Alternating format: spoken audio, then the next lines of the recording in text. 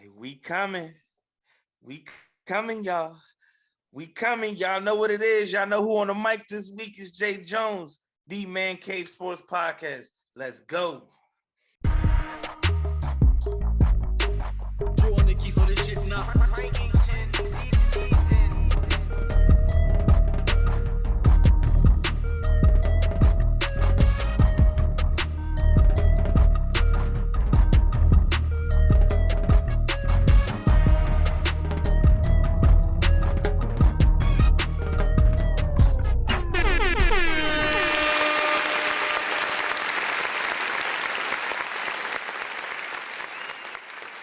Everybody, y'all know what it is. The Man Cave Sports Podcast. It's your man your host, Jay Jones. Got G Money over there in the building. Yes, sir. Yes, sir. What up, folks? And we got a special guest that's coming through, swinging past the Man Cave Podcast, pulled up from the IOW Sports Network. Wild Card Mar. What's happening with you, bro? Chill. What's happening, fellas?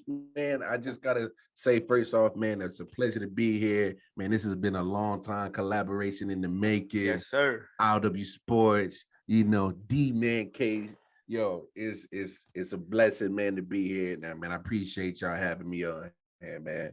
Hey, man, we appreciate you being here, man. No doubt, most definitely, man. Hey, and this ain't gonna be the last time. Nah, it ain't gonna be the last time. So y'all make sure y'all tune in IOW Sports Network on YouTube. That's our YouTube channel because we're gonna have the homie Double J. He gonna be on our show. So 4 p.m. Eastern Standard Time. We pretty much gonna recap all of week 14 of the NFL and whatever else pop off over the weekend. So that's usually typically what we do on our Monday show. So yeah, this collaboration gonna keep going, man. We all trying to eat around here. You hear? Yes, sir. Hey, and since you went ahead and dropped your YouTube and all that, man, drop your your social media tags and everything else. No doubt. IOW Sports Network on Facebook, IOW Sports Network on Instagram, IOW Sports 1 on Twitter, and again, IOW Sports Network on YouTube.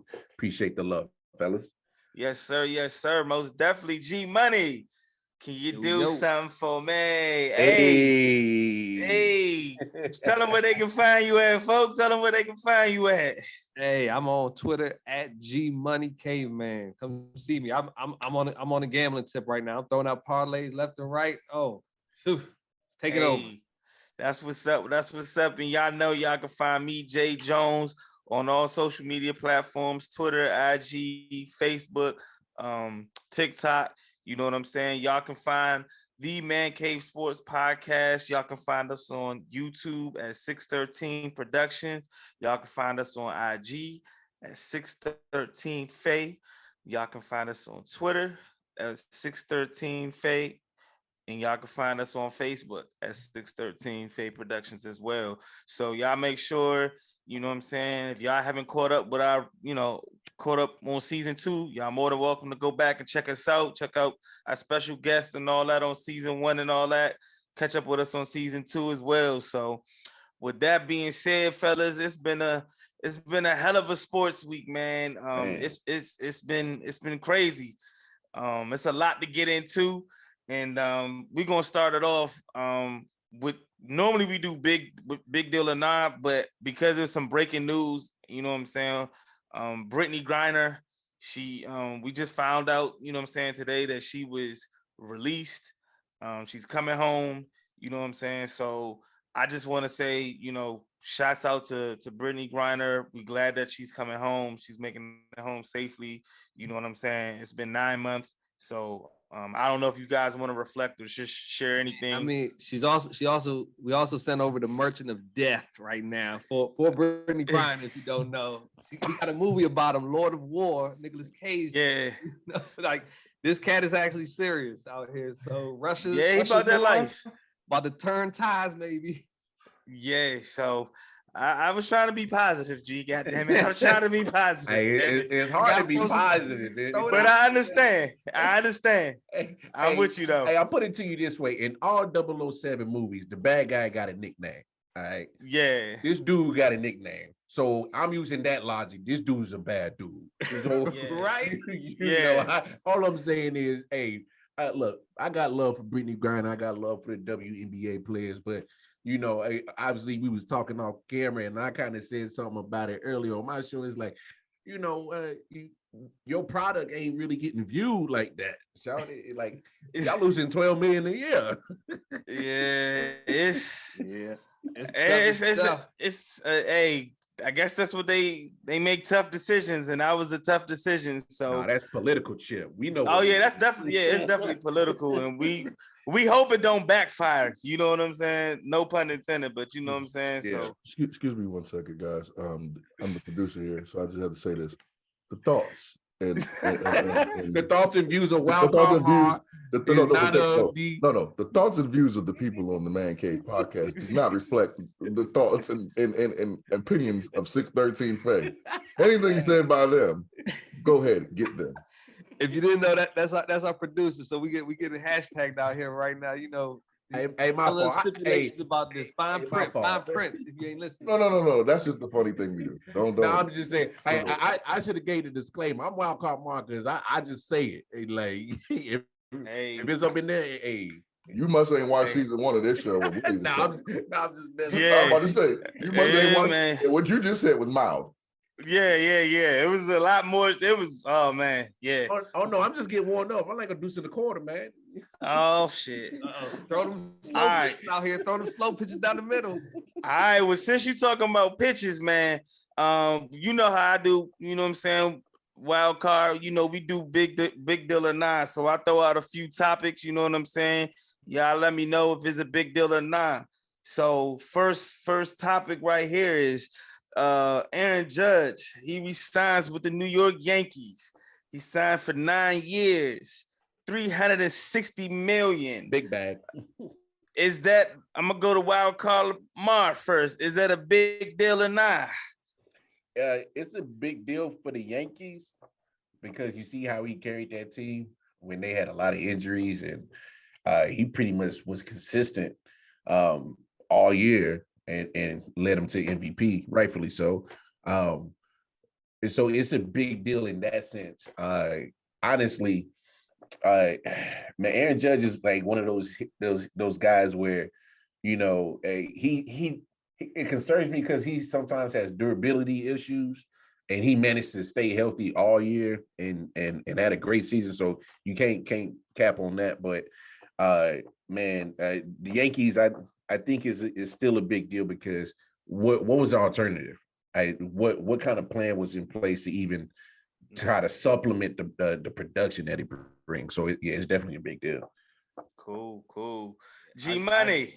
It's definitely a big deal when you spending $360 million on somebody. That's a big deal. That's a big deal. He just got paid highest earning position player in the league right now, other than some pitchers. $40 million a year, and he's 30 years old. You know, so it ain't smooth sledding from there on for baseball world. Yeah, because I word on the block, my sources was telling me that the Padres offered him 10 years for $400 million. So and he sideswiped that. So I'm gonna ask y'all this: did he make the right decision in coming back with the Yankees? G Money. Yeah, I mean, you can't go wrong going to the Yankees. You're gonna spend money on try to win. So chances are you in a good environment. Plus, I mean, if he bet on himself, he stay healthy. If he can continue to stay healthy, you're gonna be good. So it's right call for him. No doubt. I think it's the right call because if you look at the Yankees, I think they have a less obstacles to get to a championship. Say if he went to the Padres, because the Padres, you got to deal with the Giants. They like every other year, they either the best or they one of the worst teams in the division. Yeah. And then you still got the Dodgers, Cardinals over there. I mean, look at the East, the Mets, the Braves, Phillies, who just was in the They're stacking in the East right now. Yeah, so like if you look at the National League, I think you got more obstacles. You look at the American League, what you worry about Yankees, you worry about Houston. I mean, that's it as of right now. So he made the right decision. Smoother path to the World Series. I mean, I ain't mad that he stayed in the American League, but if he would have went over there with the Padres with Soto, Machado, and Fernando Tatis. Woo, Yo, hey, word on yikes. the street, they offered Trey Turner even more money to go to the Padres. So if that tag team went there. Well, since you brought up Trey Turner, he was the next topic of discussion. So I'm gonna ask you this: Trey Turner signed with the Phillies for 11 years, $300 million, and Xander Bogaerts signed with the Padres for 11 years and $280 million. Who do you think is going? Who do you think is going to win a chip first? What do you think about these moves for both these players? Like, what do you think about Trey Turner going to the Phillies? I fucking hate it, but y'all go ahead. I'm a fucking Braves fan. Yeah, hey, Trey Turner always got a special place in my heart. You know, he got the Nationals championship, so World Series and stuff. You know, so I like the kid. He's a beast. I hate him going to the Phillies. I hate him going to Phillies with Bryce. So I hate that shit a lot. I'm with you, Jay. I hate I hate the move. I hate the fucking hate it. Man. Fucking hate it. Hey, of course y'all hate it because y'all root for teams in that same division. So like on some real, you look at a team that literally, if they had just a little bit more in the tank in that World Series, they be hosting up their trophy right now. So you add a shortstop like Trey Turner, and like he does everything. He's not gonna hit for power, but he gets on base. His on base percentage is nuts. He's going to steal bases. He's going to score runs. You know, he's a Gold Glover every year. The man has probably only made like 2 errors over the last 3 years. Like the dude is nice with the glove. Yeah. Like you said, he's definitely gonna beef that offense up. He got hitters out there. He got big hitters. They ain't got consistent hitters. Well, you need people on base for Bryce. That's how you avoid strike pitchers. out. That's how you avoid pitchers pitching around him. If he got Trey Turner on base and you got a couple of dudes on base, you setting your team up to get runs, man. So it's a good move. It's a good move for Phillies. He's now number one pick fantasy baseball draft. Watch out. Yeah, just some numbers from last year. Trey Turner batted .298, had a batting average of .298, hit 21 home runs, 100 RBIs. On base percentage was .343, and he had 27 stolen bases. So he's everything y'all say he is. He's a Swiss Army knife. Mm-hmm. You know what I'm saying? He could do a little bit of everything. But he's in my division. I'm a Braves fan. Hey, real quick on that Xander Bogaerts move. I like the move for the Padres. Obviously, I think they go. I don't like that one either. Well, but I think they not because they go get Xander because obviously they missed out on Aaron Judge. I think that moves Fernando Tatis to the outfield because they both play the same position. They both got paid. So I think Tatis is moving to the outfield on that one. Well, that's if we can get back on the field. But yeah. But so like G said, the Padres offered Trey Turner. They offered him I think it was like $362 million. And he turned it down. Trey Turner turned it down. And then of course they went they went and got Xander Bogaerts. So both of the players are in a national league, which is in the way of my Braves. So but they're great moves. Both of their lineups are stacked. The Padres lineup is stacked. Once Fernando Tatis comes back, they're gonna be tough. Yo, MLB spends money. These are 3 biggest contracts in the history of the league, like top 10 of them. So yeah, man, they throwing out bags, man. Shit. Man. Wrong sport. Hey, Jay, y'all might lose Dansby though. So, God damn it. So I'm nervous about it because he's got the same agent as Freddie Freeman's agent, and we all know how that shit went down. And it's like what they offered Dansby, from what I heard, really wasn't like a real decent contract. So I'm nervous. I'm kind of thinking the same thing. I would hate to see it, but I won't be surprised. Like last I heard, Minnesota was on his radar. See, I heard Minnesota and I heard the Cubs. Those were, and So- he just missed out on signing some other shortstops then in case.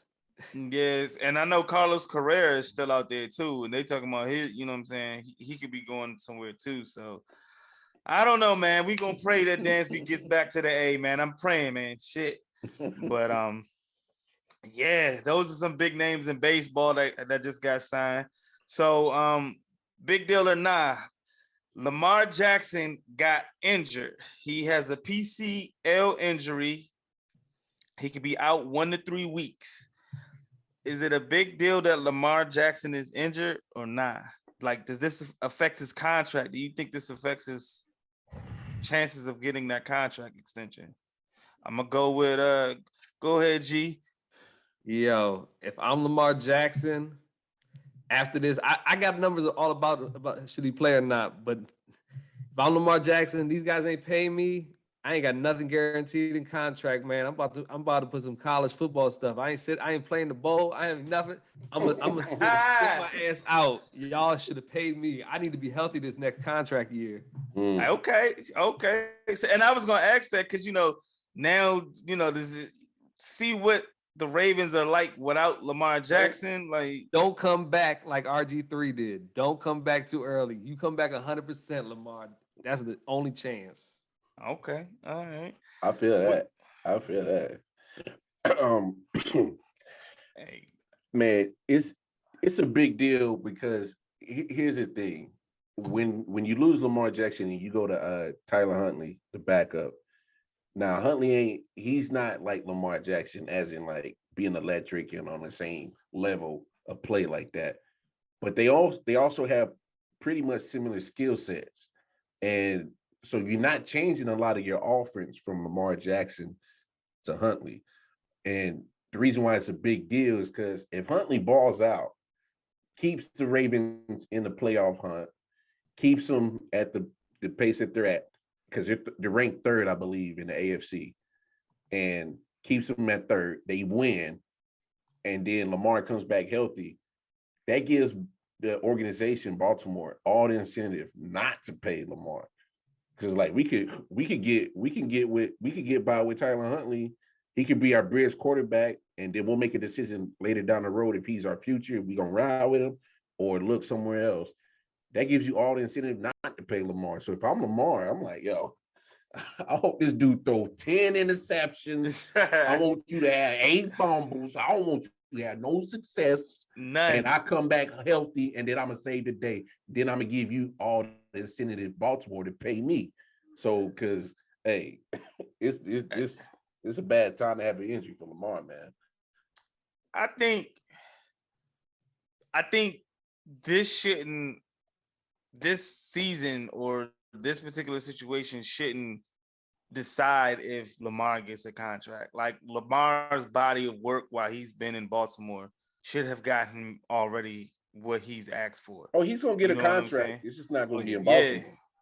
I said the same thing. I thought he was gonna go to Miami. I didn't think Tua was gonna ball out the way he's doing, so he might not go to Miami. But I did feel like he was gonna be out of Miami. I mean, out of Baltimore. I will look out for Detroit.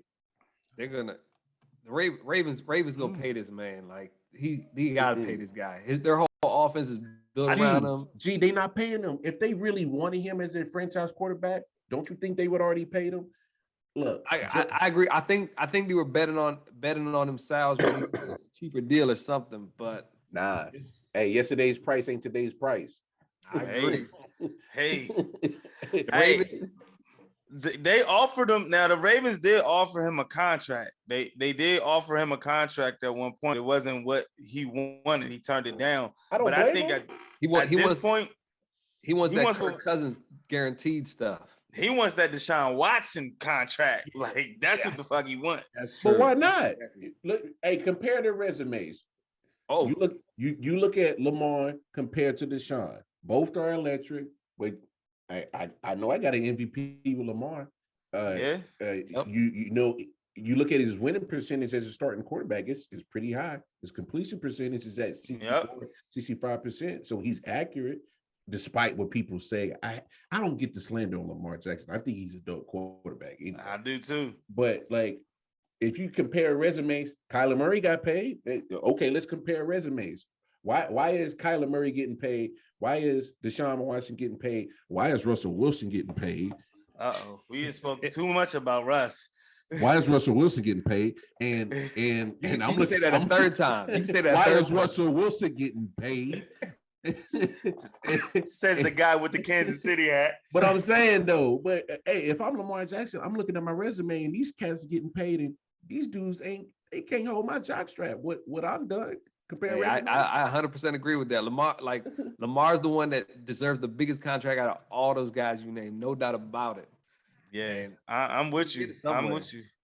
Yeah, man. I think the relationship is kind of broken now between Lamar and ownership. You know what I'm saying? It's kind of like it's not there anymore. You ain't pay me now. Now I'm hurt. You know what I'm saying? Like I don't know if that relationship can be saved anymore. But we're gonna see though, because Baltimore is currently first in the division right now, but Cincinnati is right there with them.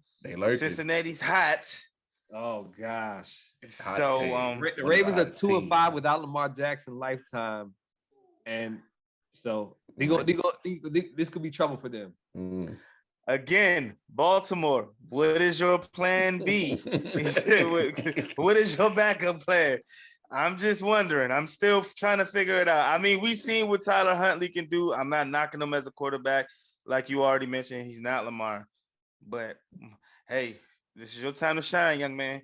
So we're going to see.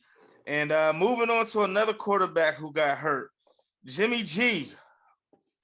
Jimmy G broke his foot last week against Miami. Is this a big deal or not? Does this hurt their playoff Super Bowl chances? Mr. Wildcard Mar, holla at you first, man. Is this a big deal? Hey, so I'm gonna answer this question with like two answers in one. So it's not a big deal for the 49ers. And the reason why is because you look at how this team is built. The defense, stupid, dumb, good. They got playmakers all over the offensive side. You got, Kittle's doing this thing at tight end. You got Brandon Ayuk, who's turning into a nice, solid number 2 wide receiver. Hey, you can't forget about that bad dude Debo coming bullying the block. Debo do his thing. Hey, and who is that? Oh, we got Christian McCaffrey, who's finally been able to stay healthy, and dude is balling out. Looking and good. So with Jimmy G going out and Brock Purdy coming in, Brock Purdy, all you do is don't mess up. That's it. Fuck it up. Don't fuck it up. That's it. Mr. 7th round irrelevant. What was it? Mr. Irrelevant. The last pick. So for the 49ers, it's not a big deal. But for Jimmy G, who pretty much will be a free agent at the end of this year, like, you keep proving that you can't stay healthy. So this is this is a big deal from him, because now you messing up your back. And not only doing that, you're not going to be able to have a GM and the owner feel confident that you're going to be our future starter quarterback when you got this whole laundry list of injuries.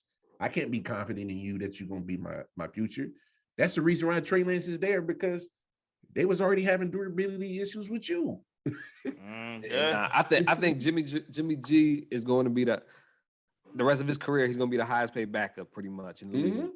Matt Flynn, Matt Flynn. Yeah, he's legit. He's a legit great backup. Let's say that. Yeah. Let's say that he's a legit great backup, because he's having the best season of his career pretty much right now since 2019 when the 49ers went to the Super Bowl. So he was doing everything he was supposed to do this season for him, and he just got hurt. Hey, the only problem here with being a great backup is he's going to take up at least $6 million of your salary cap each year. Oh, at least, yeah. He's going to be getting paid double digit. Like, if you want him as your backup, you're going to have to ante up pretty much, because he's worth it for sure. Yeah. Yeah, and the 49ers, they also signed journeyman Josh Johnson to a 1-year deal too, just in case something happens to Mr. Brock Purdy. I know. So, I talked to my 49ers fans, man. They like him some Brock Purdy because everything Lamar was talking about. Yo, the defense is built for this. The defense is built for this. He got playmakers around him. So yeah. And the situation is similar to the Ravens. You don't have to really change a lot on your offense from Jimmy G to Brock Purdy neither. They almost, I'm not saying they're the same quarterback, but they're both pocket quarterbacks. So it's not like you change it a lot. He can move a little bit. He can move a little bit. Like he's drafted by Kyle Shanahan, so Shanahan got no problem making him run some yardage, young man. Hey, well, we're gonna see because he got Mr. Brady coming into town this week, and I don't know if y'all saw that bullshit Monday night game where Brady came back and beat the Saints, but he played like Dookie 3.5 quarters. Yeah, that shit was trash. But we gonna see what the 49ers gonna do. We'll talk about a little bit more about week 14 a little bit further in the show, but that's it for the big deal or not segment, man. I appreciate y'all answering those questions to the best of y'all abilities. Have y'all been keeping up with the World Cup? Man, don't get me started on Team USA, man. Them sorry sons of bitches, man. Hey, well, let's talk about Team USA because you brought them up. They got bounced out. Spain went home. A few other teams went home. Hey, if that goalie from Morocco should be swimming in coochie, dog. Like swimming in it right now. Rush the joint. Like for him to bounce Spain and the performance he put on in that shootout, like shut him down. Come on, man. He should be swimming in it. I thought Croatian goalie was looking good, but that dude from Morocco, he was killing it. Yeah, he's nice, man. He's nice. What I tell you last show, man? I told you it was something about Morocco, brother. I was like, they got that dog in them, man. Like they got that dog, and I'm not gonna say they're gonna win it. I feel like they might have been like a Cinderella, and they about right where. They're a special story, Morocco. They're definitely a special story. Like they have not allowed a goal the entire World Cup, other than getting scored on themselves by themselves. It's the fourth African nation to make the quarterfinals since the whole World Cup. So it's a huge deal for them. And now here go some trivia. Anybody know the other 3 African nations to make the quarterfinals for the World Cup? I know. Shit. Damn. Give me one of them, somebody. Nigeria. I want to say. Nah. Is it Cameroon? Cameroon was the first one in 90. Then we had 2002 Senegal, and in 2010 I was gonna say Senegal. Yeah, I got it. That's what it was. Yep. Yeah, because I remember when USA played them, and boy, they couldn't do with them, boy. Senegal. Yeah, damn.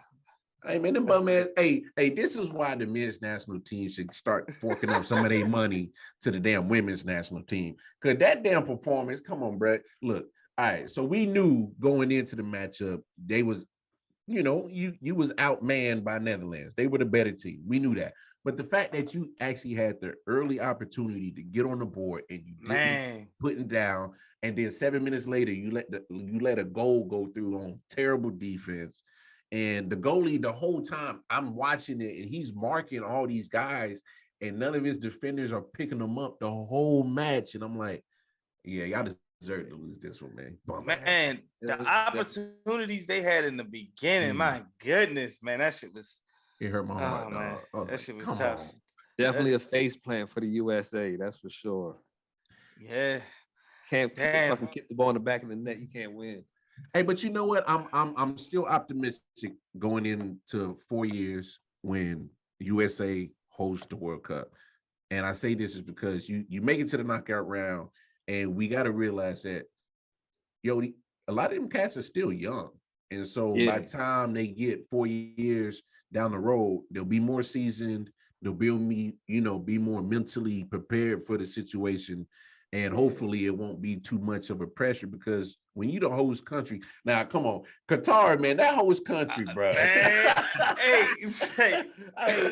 Hey, no bullshit. I know how Qatar get down over there. They do some wild shit. So Hey, don't be surprised if that whole soccer team has been kidnapped, bro. Because, bro, y'all went over there. You embarrass our country. We're the host nation. You the first team to lose on the opening round, and then you the first host nation to get bounced out the tournament first. Like, come on, man. Like, Man, no wins. No wins. points, no nothing, no bro. No nothing. No, Off went home in with these 5 hands. days.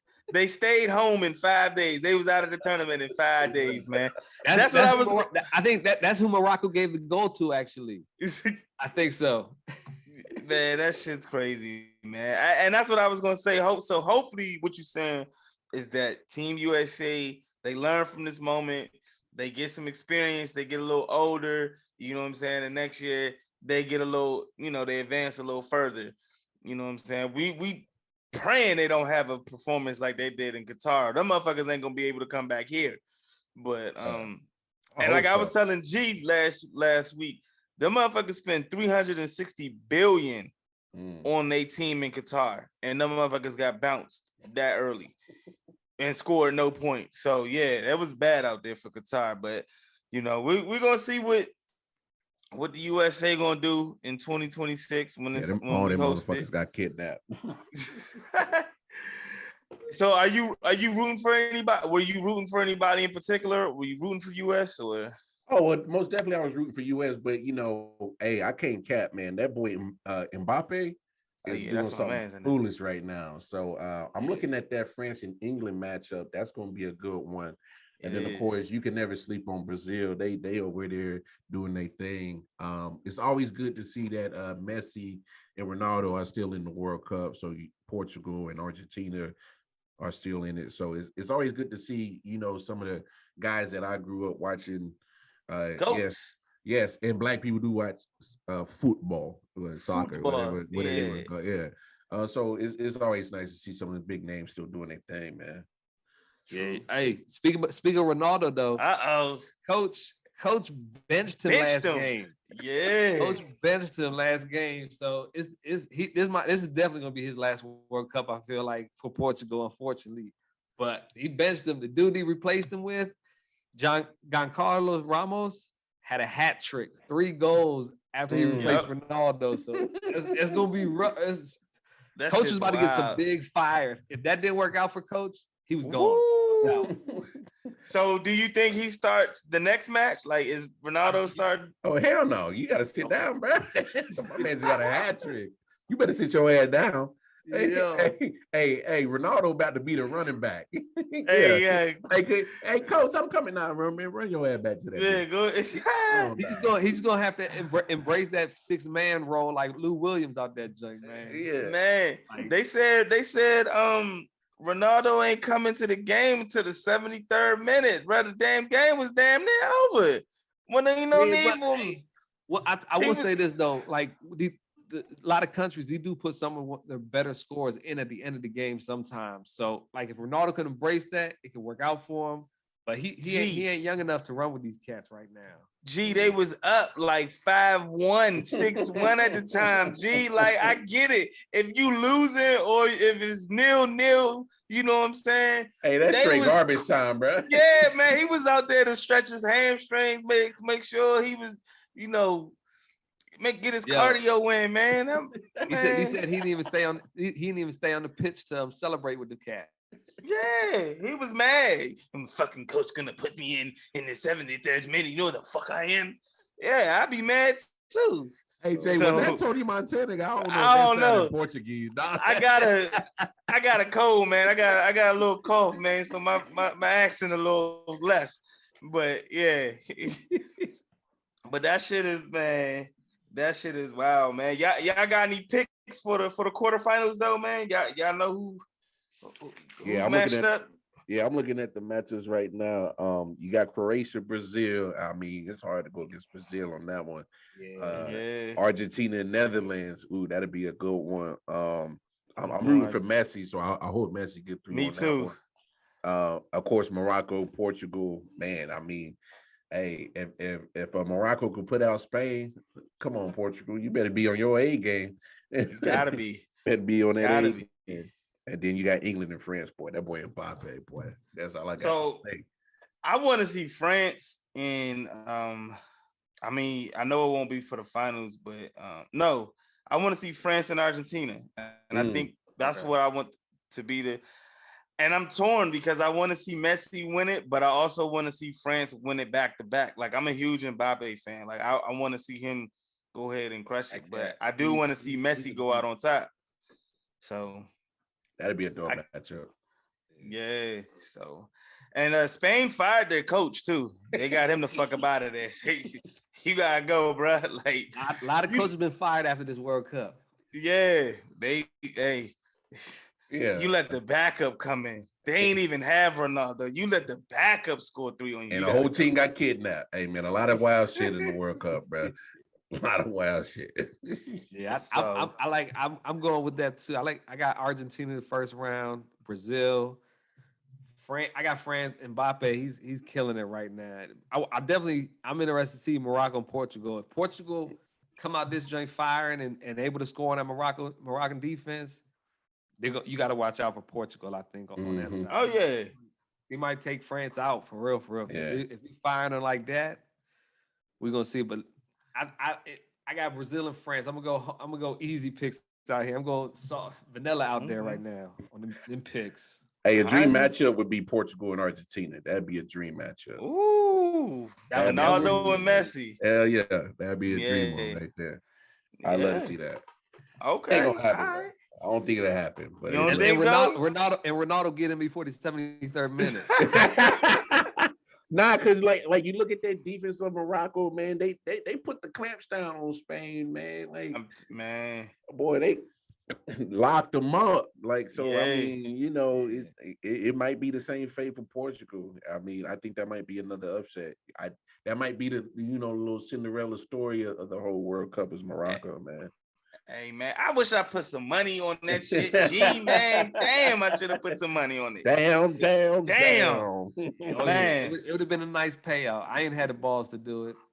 Yeah, man, that was my sleeper team too, man. I was like, cause I picked France to win it, but you know what I'm saying. Like when I seen Morocco the first, I said, okay, yeah, they might be the ones.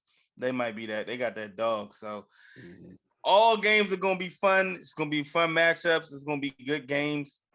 Can't wait. They start tomorrow or they start Friday, 10 a.m. Fox, and then Saturday, 10 a.m. as well. So, we'll see a couple games going to be played by the time you're listening to us. Yeah. So, but it's going to be Brazil. We're going to be talking about Brazil and Argentina. That's the prediction right there for all y'all. We're listening. If you're listening and it's right, you better listen to us next week. Hey, G been calling them. I can't bullshit you. G been calling them. Because this next topic, G called it. The college playoffs. Oh, man. G called it last week. He said, I feel like G said both of them teams was going to lose. I think I might have said both of them. If not both. I know you said one. I know you said one team. And it's crazy. It's crazy that TCU is still in it for me. I still am so that was gonna be my question. I was gonna say, did the college football committee, did they get it right or did they mess it up? Or I feel like every previous season, whenever this has happened with TCU, because TCU has had some undefeated seasons late in the season, and then they lose it, and they ain't even sniffing college football playoffs type joint previous years. So we're gonna see that they kept them in there. I know Nick Saban was hounding out on everybody like, hey, if we up against them, who's favored in the game type. He was talking Alabama up. Of course he should. Did you see they interviewed? They had this motherfucker on at halftime. They was interviewing them on why Alabama should get in if one of the teams lost. Like I sit there like, what the fuck is going on here? They just had. Alabama turned launders money out there to go so much for like billionaires.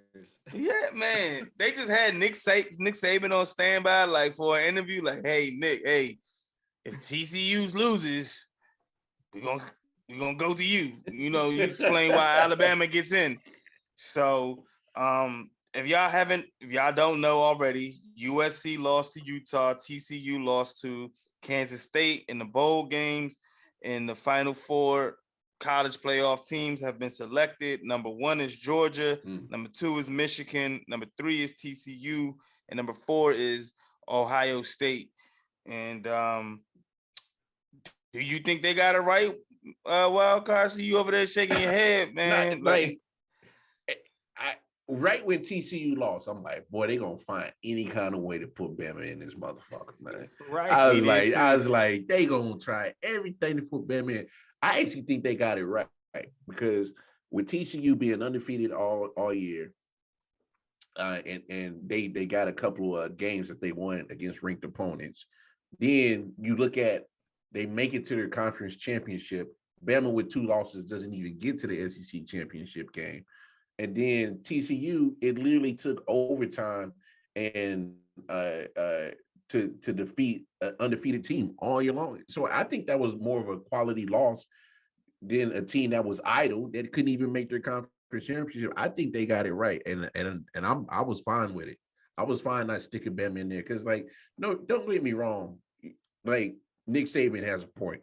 If you put Bama and TCU on a neutral field right now, Bama would be favored. Oh yeah, most definitely. But so he got a point on that. But the point is, y'all didn't take care of business in your regular season like TCU did. They made it to the conference championship, and it literally came down to the last effort in overtime to defeat them. So yeah, it's a quality loss, man. But Bama only, I mean, I get it. Bama lost 2 games, but they lost by a combined of 4 points, and they was on the road. You know what I'm saying? So, you know, I trust me, I ain't mad. Yeah. I ain't mad at all. But, you know, a lot of people were arguing that's why they felt that Bama should have got in over TCU. I mean, I wouldn't have been mad if TCU made it and fucking Ohio State ain't make it. You know what I'm saying? Like, I'd have been cool if Ohio State didn't make it. But, you know, lame ass motherfuckers made it. So hey, you now, and me both, man. I can't stand Ohio State, bro. Oh, yeah. I'm a Michigan Georgia fan. dog walk them, dog. Yeah, well, now I would actually like to see Ohio State beat Georgia. Cause so you want a rematch of the game in the championship? I just want Michigan to win the fucking championship, and I feel that fucking Georgia is in the way. Georgia smacked the shit out of us last year. Hey Jay, I know you want your team to win the national championship, but I don't think you want them to win because if you do, NFL is calling Jim Harbaugh. That's cool. You can go. That's cool. Oh, it's nothing? Oh, okay. Yeah. He can go. He did what he was supposed to do. If you want to go, go ahead and go. Hey, man, go ahead.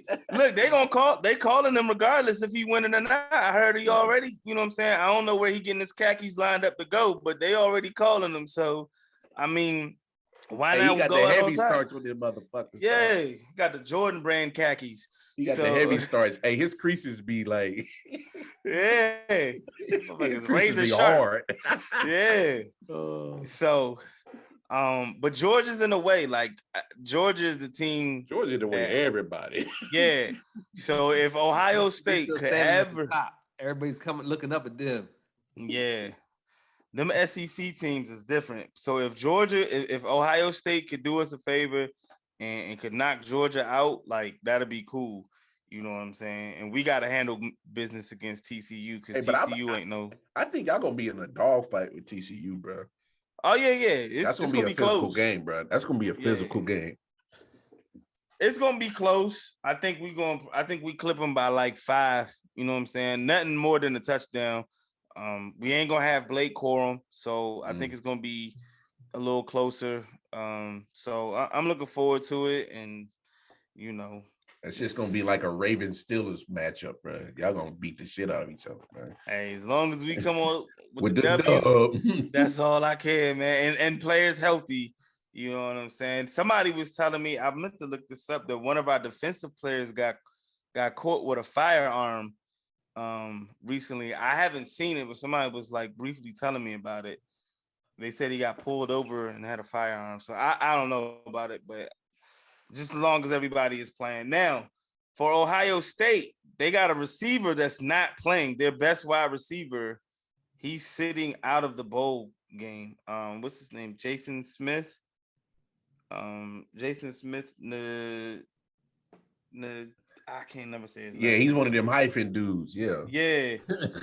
Yeah, I can't never say his last real name quick, right. when Nick did this Jagger. hyphen shit started being the trend? I'm lost on that shit, man. I don't know, man. People just they ain't want to give up either one of their last names, so they kept both. Repping everybody. Yeah, but their best receiver ain't gonna be playing, so CJ Stroud gonna have to figure it out. Hey, they still got Marvin Harrison Jr. They be all right. Yeah, I need that motherfucker in Nashville.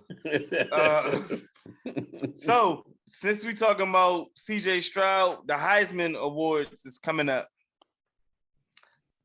And you shaking your head, man. So the 4 Heisman candidates are Stetson Bennett, Max Duggan, Caleb Williams, CJ Stroud.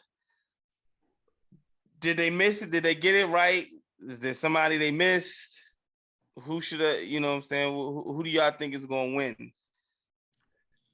I mean, your boy, if your boy don't get hurt, he should be in this conversation. Well, I was gonna say that, but I'm glad you said it first. He should be in, he could have been in the conversation, but since he got hurt, I guess it's done. But I think honestly, stat wise, I mean, I go Caleb Williams. I think that's who's gonna win it for me. Stat wise, for everything, he's got more yards than everybody, more touchdowns, and rushing yards with touchdowns. Like. He's putting in work there, and he was in the college football playoffs, so he just got bounced out. So he got a little excuse for still being able to win it. But other than if you go on, I mean, Stetson Bennett too got an argument for winning, but that's his team is a beast. Is Caleb gonna paint on his nails Heisman Trophy, Heisman winner? Like yeah, fuck Utah. Yeah, he gonna paint him for nothing because yeah. I hear what you saying, G. Like he should be the winner if you going like based off stats, but that performance that Max Duggan put on in that championship game, that's the kind of stuff that them voters look at him like, all right, that he put on a show when it mattered. Unfortunately, he didn't. The team didn't win, but I mean, it's hard to go against Max Duggan winning it when he won the Davey O'Brien Award. So if they're saying he's the best quarterback in the nation, then and you put him up on the same platform with 3 other quarterbacks and they didn't win it. So voters are showing me that they're going Duggan's way. So I'm gonna go with that. What's crazy about Duggan, yo? He wasn't even TCU's starting quarterback to open the season. Chandler Morris, he beat out Duggan in the summer after he's been a 3-year starter. So for him to come back, it'd be pretty nice storybook ending for him. But Stetson Bennett got another story. You know, he wasn't even a starter and stuff. So I remember, yeah, that shit is crazy. Yeah, man. I kind of went with G, you know, because Caleb Williams is from the Washington D.C. area, you know, so I'm rooting for him, but I really don't think he's gonna win it. Like you said, based off his bowl performance that he had, you know what I'm saying. Max Duggan had a pretty good bowl performance. I don't think Stetson Bennett is gonna get it. Caleb Williams also just won. I think he won Offensive Player of the Year. I think he just won that today as well. So that'll give him more reason to go with Max for the Heisman. Yeah. So I would have liked to see Hendon Hooker. I don't know why. I would have liked to see him get nominated, but I don't know. But he got hurt, yeah. And they got smacked by South Carolina. Boy. if he went out though, he's still in the conversation. I feel. You said if he didn't get hurt. Yeah, and he went out after he got smacked by South Carolina. He would have still been in this conversation, I think. Yeah, I don't know because they got smacked. That shit was bad, bro. They got smacked. Like, yeah. That shit was bad. Yeah. So, that made Ike Turner and damn Tina Turner look like light work, bro. Yeah, man. They got the 60 bird on them, man. So, I don't know, man. All right, so sources last week told us that Colorado was offering Deion Sanders, a job at Colorado. G, me and you spoke about it last week. Mar, you spoke about it on your podcast, and all three of us kind of had the same response. We ain't think that shit was happening. Boy. And what happened shortly after all three of our episodes released? Deion confirmed that he was accepting the job at Colorado. So, G, I'm gonna go to you first, bro. What were your thoughts on Deion Sanders accepting the head coaching job at Colorado? I mean, I hate to see him leave HBCU out there to SWAC and everything. You know, he's building something special out there for sure. But I think personally, when it came, what we talked about it last week, I think it came down to Shadori and it's his sons. That's what he's doing it for too. Like, he deserves to be paid. Don't get me wrong. He put out a great product. He's a great coach, it looks like too.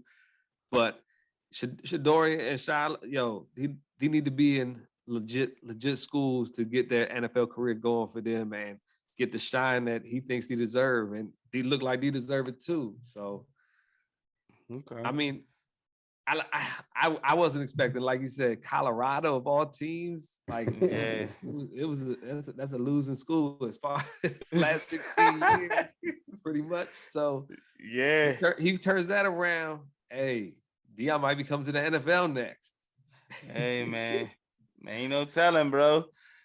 Mar, what you got, man? What's your thoughts on Coach Prime going to Colorado? Yeah, it was crazy because literally I was on the page and I saw that you posted and I was like, nah, man, I'll believe it when I see it because like on some real shit, I'm just like, yo, like he's been doing like the like almost God's gift to Jackson. Like, he's literally turned that program around, gave him the platform, gave him the spotlight, and not just Jackson State, not just the SWAC, but HBCUs, period. Like, he's changing the conversation. And so when he first took the job, I was like, oh, I love that. And I'm full support of all of that, Deion. Like, yo, that's and it didn't hurt that, Deion's my favorite football player, probably my favorite athlete of all time anyway. So when he went, I was like, yo, that's dope shit. Doing it for the culture, doing it for the people. And he did his job. I was maybe just slightly disappointed because I'm like, damn, man, I wasn't expecting him to be like Eddie Robinson and coach 50 plus years. No, I like, come on, I'm not foolish. Like, eventually he was going to move on. I didn't see it only lasting 3 years.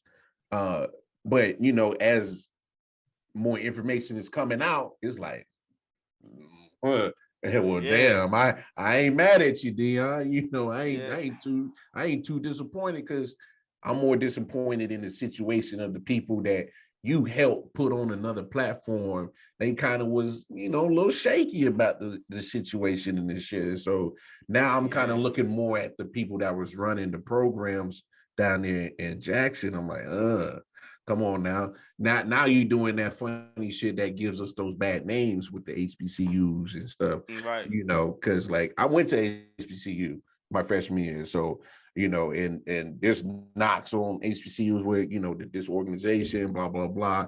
And that's not me saying that, like, that's just the stigma. And so when Deion wants to go and go change your program around and, come on, like this dude is coming out of pocket for stuff and like y'all dealing with water crisis. He's making sure that the team and the student athletes is good. Like, come on, man. So, hey, man, but well, boy, he went to a real tough situation. Colorado, though. Like y'all catch his speech that he gave to the players at Colorado? Hey, he put them on notice. He put them on notice. I'm coming, and I'm bringing dogs with me. I'm bringing my luggage with me. Yeah, and it's Louis. That transfer portal's open. That transfer portal's open. That transfer portal is open. Y'all better get, man. Like, and you know what, man? So, the days and times that we live in, people were like, oh man, like, I can't believe he told those students this, that, and the other. He basically told them that they suck. They do. The motherfuckers was 1-11. Like, why you think they got them? They do suck. You know what I'm saying? And to be honest with you, like, if you've ever played sports, even at a high school level, college level, whatever, like, team meetings can get way worse than what that was. Like, to me, 10 that times worse. wasn't, yeah. And so people were just like, That I shit was was just so like, man, loud, man. yeah. And I think he was, Deion was kind of telling them like what kind of player he was looking for, what kind of players he was bringing. And if you can't be that player that I'm looking for, then take your ass in the transfer portal. Bro, I said the same thing on my show today, and my partner disagreed with me, and I'm like, he was like, "Oh, that shouldn't have been done like that." I'm like, bro, Deion Sanders is doing the same thing that all these other Power 5 coaches do. Yeah, like giving the access on the social media, they all do it. Like, let's not move the goalposts because it's Deion Sanders. Like, I ain't with that. And the fact that he said it, he was telling them the truth. Y'all boys is ass, and I'm bringing some dogs with me. And this is the type of players that I'm bringing with me. Either match it or get the hell out. I didn't see no issue with it, bro. I'm 100% with you. Yo, it's coaching tactic right there. That's a great speech for your team. If those players think because if you on a football field, you're gonna think you the best on the football field. Pretty much, you got to have that confidence. Mm-hmm. So if you ain't got that confidence, he's saying, get out of here. But if you think you about it, you motivating everybody that's there right now in Colorado. Like, you gonna get kicked off. You losing your scholarship, everything, unless you gonna put that fucking work in. Like, shit, he motivated me. I looked at myself. I said, shit, let me get my shit together. Let me go jump in the transfer portal. Like, you know what I'm saying? And that's what they bring in Coach Prime there for, like, to motivate the kids and to make them realize. 5 push-ups and 5 crunches. I was like, shit. Yeah. And of course, the prime time effect has already started. You got kids decommitting from Jackson State. Got kids going to Colorado. Or they lining up. Yeah, man. The running back from Alabama hit him, said, "Hey, you got room for me?" You know what I'm saying? So he's that number one cornerback. I forget his name. Travis Hunter. Oh yeah, he's coming. He's definitely going. Yeah. Hey, he already said it. He was like, "Hey, Shador, stand up. That's your quarterback. Yeah, that's your quarterback right there." That's your quarterback. Right, the safety, he made me mad, but he gonna be here with me too. So he made me mad though, but he gonna be here too. Hey, I don't know how you can't get behind Coach Prime and what he's doing. Like, man, like I don't. Come on, man. Like, but that's the thing, man. Like, if you got any kind of talent, bro, like. Everybody, like you said, like everybody wants to go play with him. Play football for him. You know what I'm saying? Like everybody wants to, like first of all, he made it to the level that you're trying to get to, and he was successful at the highest level. Number one, and just the motivation and the lessons and everything he gives you as a player, like you said, why wouldn't you want? And he wins. Most importantly, you know what I'm saying? So. Yo, all the people in Jackson State, be grateful for what that man did for y'all. I ain't trying to hear this sellout shit. That shit is stupid. That's some more crab in the barrel bullshit, and I can't stand that shit, man. That's crazy, I mean, you gotta appreciate what he did. Yeah, like I mean, I think a lot. I think everybody that I've spoke to about it has been disappointed. I think, like you said, Mar and G, like we all would have liked to see him be there a little bit longer. You know what I'm saying? To kind of finish what he started. I felt like he was just warming up at Jackson State with the spotlight that he was putting on him. But like you said, when you start seeing some of the things that are coming out, and the things that Mara was mentioning was like some of the financial backing that has been coming out. It's allegedly. I don't know if it's true or not, but allegedly. It's allegedly. You know what I'm saying? The money's been funny. You know what I'm saying? Like, Colorado is offering him $29.5 million for 5 years. And at Jackson State, he was getting $300,000, and he was giving $150 of that to his assistants. To his assistants, and to, taking money out of his own pocket to feed, to build facilities and things like that. So excuse me, it's nothing wrong with being upset, but I wouldn't call him a sellout. Yeah. And hopefully alumni and others we can still support HBCUs and continue to uplift the HBCUs and finish what Prime started. You know what I'm saying? Like, just because Prime is leaving doesn't mean that we shift the focus. Although we know that's a great point, man. That's a great point. Although we know the national media is probably going to shift, but like you know what I'm saying? Alumni and people, we can still support it. You know what I'm saying? Outside of just the homecoming weekend shit. Yeah. You know what I'm saying? So that's a good point, man. But man, it's tough. And now it's reports coming out that Coach Prime, he's got the Celebration Bowl coming up. And he may or may not be coaching in that bowl. Do y'all agree with him not being able to coach in the Celebration Bowl? Or I didn't even hear about that joint, honestly. I gotta look that shit up. Cause there should be no reason why he can't coach. I know sometimes people take the jobs and he can't coach, but that's like he should be able to coach that joint, Yeah. No doubt. So if he can't coach, does that mean Shador doesn't play? Oh, because that's what I'm trying to. Oh, I think that's a package deal, bro. I'm just asking, like, be careful what you ask for. Hey, Prime, you can't coach. Oh, okay. Well, I'm taking my quarterback with me. He's the quarterback of Colorado University. Yeah, and the safety with me. And the safety. I'm taking them both. Mm-hmm. And that cornerback that was number one. Yeah. They all. I think the whole team should just back Prime for this joint. Like if he's been your coach for 3 years, I think they stand behind him no matter what. Because I know he probably gave a closed door speech to all them cats. Hopefully he did. Yeah.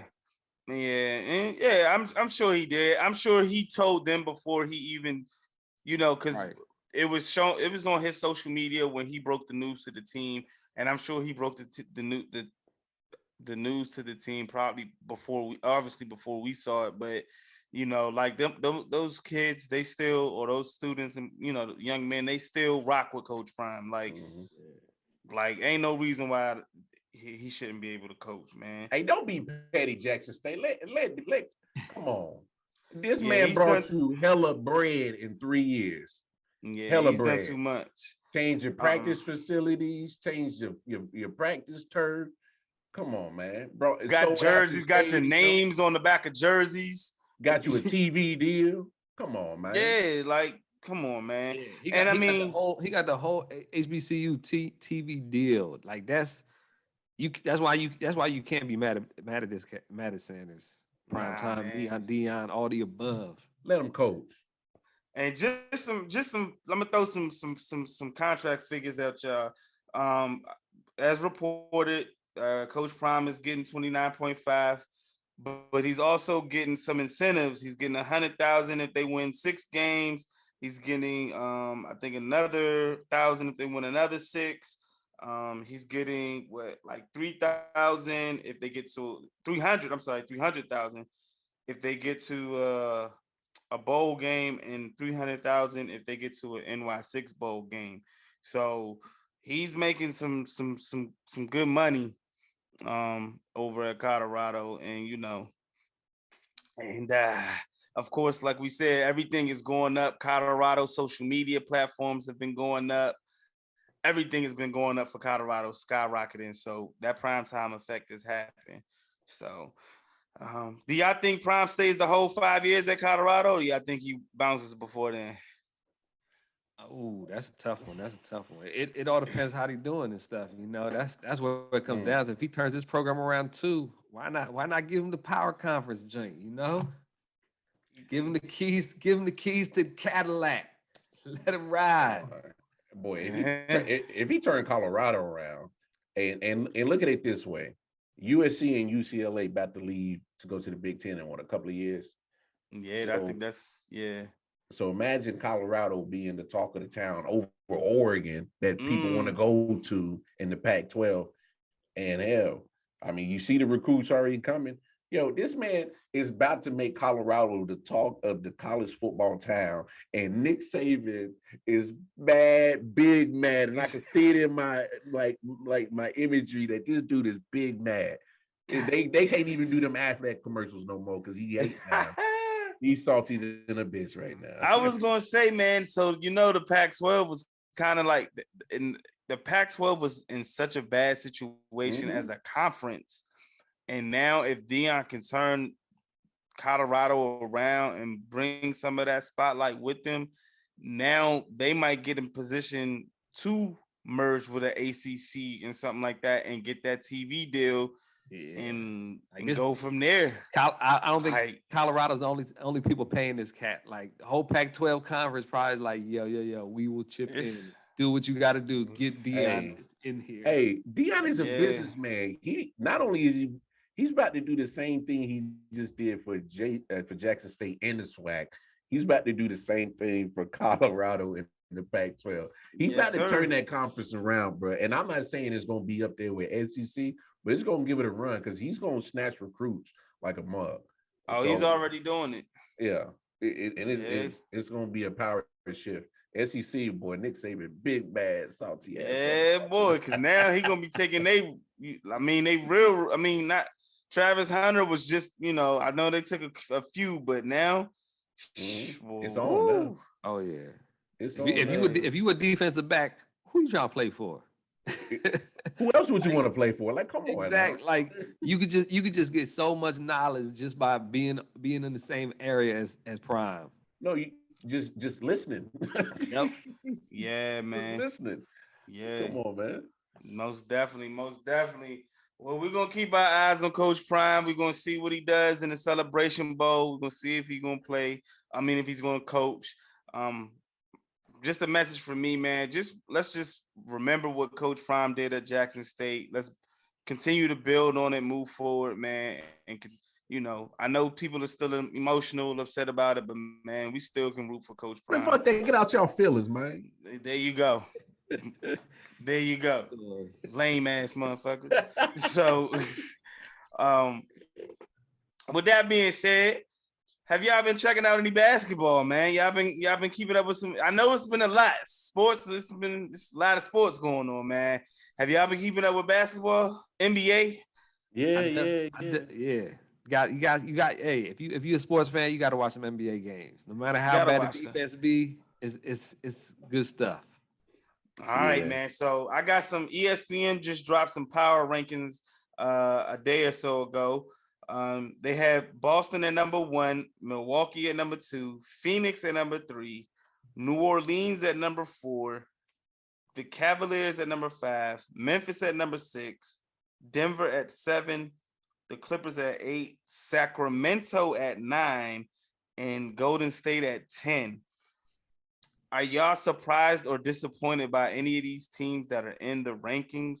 And who do y'all think should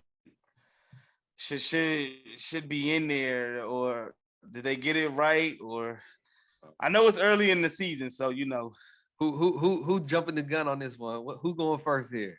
I don't know. Hey, so this might be some wild shit. Now, I get the power rankings, but I know it's still early in the game, but yo, man, that Sacramento little squad is something a little fun to watch, bro. Like them young, like Mike Brown got them young Bulls playing, man, and they like, because you know how Sacramento has always kind of been like that team that's always been ass. Yeah, and they collect first round lottery picks, and sometimes they trade them off, and they always in trade deals because they always got young talent that just don't come together. But Mike Brown actually got them playing ball, and like, I'm not saying they're gonna be there, towards All-Star weekend, but for right now, it's a fun little story to watch. So I didn't like to see them up there around 8 to 10. Okay. So I'm gonna rock with Sacktown on that. Hey, okay. I can hear you, but that's a straight slap in the face to Golden State to be behind Sacktown. Like, that is a straight slap in the face to go to the Warriors. Sacramento's up ahead of them right now. You don't want to be behind those sacks, man. Pause. Oh yeah, Jesus Christ. Just like there's no way Golden State should be behind him, in my opinion. Sacramento's moving, like you said, but they ain't up there. Well, hey man. Hey, so all right. I hear you, G, but Golden State ain't been Golden State that we used to seeing. Not even like close. Golden, like they just. Did you see how they lost to Utah the other day? It's Draymond's fault. You know why it's Draymond's shit. fault? Because he punched Jordan. Hell yeah, but hey, the way you just snuffed me and this shit's on goddamn social media, bro. Nah, this ain't over till it's over, dog. One of us has gotta go for real. This shit ain't over, dog. So you think that Jordan Poole just got paid?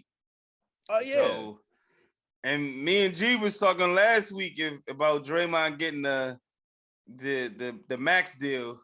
So, you think one of them? He ain't getting it from Golden State.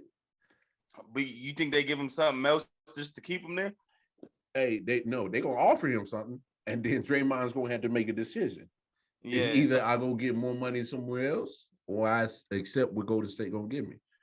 I just think Draymond is running his course in Golden State.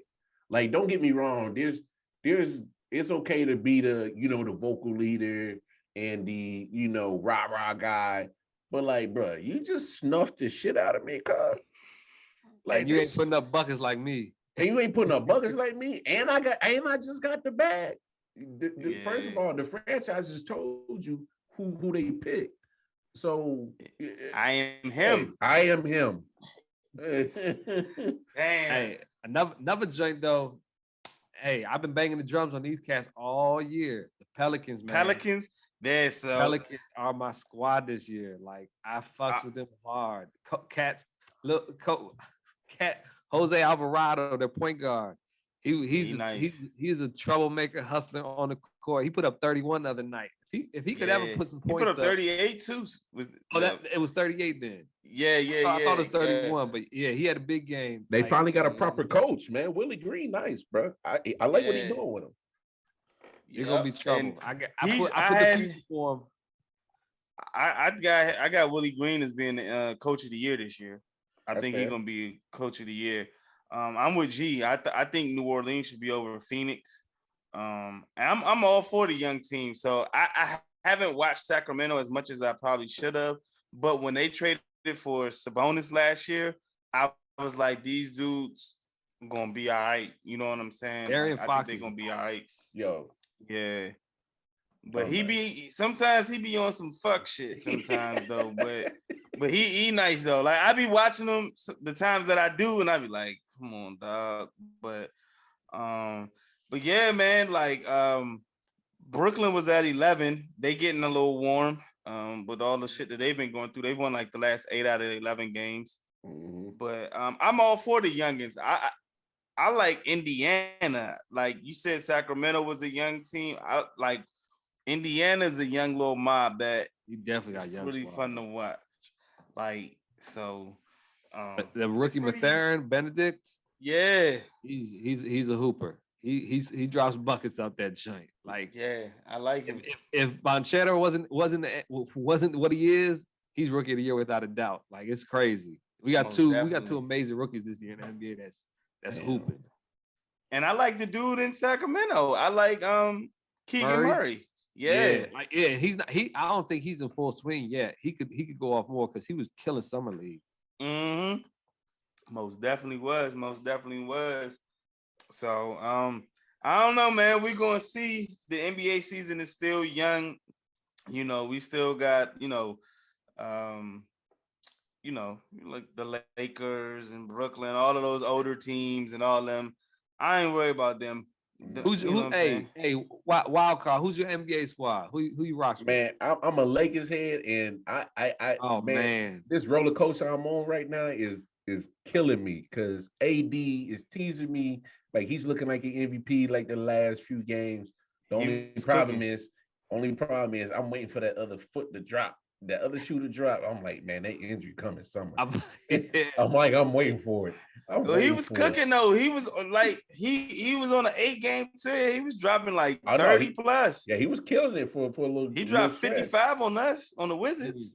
He was getting sick with it. He was looking like back in the day, AD, like LeBron asked to come out. He's like, yo, I need that AD. Yeah, I need that AD. He was putting up numbers out there. That's for and sure. You said he was sick with it. Then he got sick because then he caught the flu, and he had to leave the Cavaliers game. Yeah. Hey, he ruined a lot of bets that night because everybody I was talking to, they're like, yo, I got AD in the J. He gets out after 8 minutes for flu-like symptoms. 8 minutes, man. Ain't no Jordan game from this cat. He's hurt. Nah, no flu game at all. Nah. They ain't built like that no more, ain't. Nah, bro. And that's what I'm saying. The way that AD built, boy, that dude should be wrapped in bubble tape. That boy is fragile, bro. Nah, hey, Kawhi Leonard the same way. Yeah, he came back and hit a game winner the other night against Charlotte though, but he real fragile too. So, but these dudes is built out of paper mache, man. But Boston though, man, like real talk, man. They 21-5. Whatever Ime Udoka unlocked in Jayson Tatum and Jaylen Brown and them boys, they figured it out and they ain't looking back. Them boys is tough. So coach or not, we still that squad. Mm-hmm. Yeah. And they still missing Robert Williams. They made the finals for a reason, boy. Yeah. They tough. And speaking of Jayson Tatum and the Boston Celtics, I'm gonna ask y'all this. Paul Pierce was on a podcast and he said that he believes that Jayson Tatum is better than KD. I'm gonna give you his exact quote. He said, I say this, and I think after last year's playoffs, he surpassed Kevin Durant. As far as being a better player in the NBA today, I'm taking Tatum over KD after last year's playoff. Him against KD was like passing of the torch.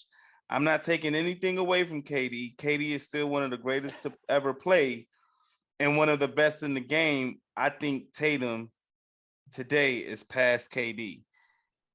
Do y'all agree with that statement? Yo, Paul Pierce be high when he be saying some shit sometimes, boy. I swear he do, dog. I mean, he should change his name from the truth to somewhat kind of real, kind of lie. Come on, man. This motherfucker. I just wanted to ask. I mean, I'm a KD fan, so I was gonna sound biased. But my man said I ain't trying to take nothing away from KD. What you just did, motherfucker. He was trying to throw a shot, but not throw a shot. You know what I'm saying? Like, bro, you just. But I do see where he coming from. I'm about to say, numbers wise, he ain't lying. Numbers don't lie, Hey, who swept KD? Last joint. They swept them. They swept them, but I don't think Go ahead. I think Brooklyn had a lot going on last year. They had a lot of shit going on. And I'm not taking anything away from Boston. They played well. A lot of them, like one of them games they should have won. I can't remember if it was game 1 or game 2. Like somebody missed a pass or something. It was like a turnover at the end of the game. I've always been a Jayson Tatum fan. Mm-hmm. I've been a Jayson Tatum fan since he was at Duke. And when he was in the bubble, I could see him kind of going towards the superstar, slowly getting there. Jayson Tatum plays 2 ways. You know what I'm saying? He's that guy. But they close. I mean, they ain't not. I can't say he passed them yet, but I can see Jayson Tatum is becoming a superstar. He's that guy. You know what I'm saying? Like he on both sides, he's strapping you up and he's dropping the 3 in your eye. Yeah. So he jumped his average per game points from 26 all the way up to 30. Damn. And he's one of the league leaders in that joint. He's outscoring KD on the average right now. I mean, KD's behind him at 29, so it's no big difference. 29.8 and Jayson Tatum's at 30.5. Yeah. So, But I mean, every season for Jayson Tatum, his numbers have improved every statistical category. So I mean, if you keep ascending like that, it's gonna be something real special. I mean, but come on, KD still buckets though, dog. Yeah, like KD's definitely still buckets. But I say if I'm starting a franchise, obviously, I mean you go with the younger cat. I feel like So maybe that's where Paul Pierce is coming from. That's the only it's a angle I 10-year can see. difference. It's a 10-year difference. So would you take prime? Would you take 24-year-old KD over 24-year-old Jayson Tatum? Hell yeah. In a heartbeat. What? 24-year-old KD? Come on, man. Hey, first of all, tough not to. It'd be tough not to. Here's where the conversation is, because we talking about a man, KD, who is so dedicated to basketball. I ain't never heard this man leap to any kind of female, so he's all about ball. We obviously see he don't comb his hair because he's rather put up jump shots. And we see he don't put on lotion. That boy be looking like the Sahara Desert because he about basketball. This man is dedicated to shooting jumpers. You got to take the man that's dedicated to shooting jumpers. Hey, it's JOE, jumpers over everything with KD. Hey, I ain't jumpers over life. This dude says jumpers over everything. I like yo, this man is neglecting his personal man care over jumpers. Come on, man. Hey, that's well put right there. That's well put. I'm gonna leave it at that, man. I'm gonna leave it at that, man. So G actually brought this to my attention, man. I don't know if y'all have noticed, but traveling has been called a lot more in the NBA these days. And the NBA has called themselves on cracking down on calling travel. The other night, the Knicks were called for, I think, 6-7 violations against the Mavs. And then the following night, they were the Knicks and the Cavs were combined called for 13 traveling calls. Damn. So yeah, which was the most traveling calls since March of 2007 in one game.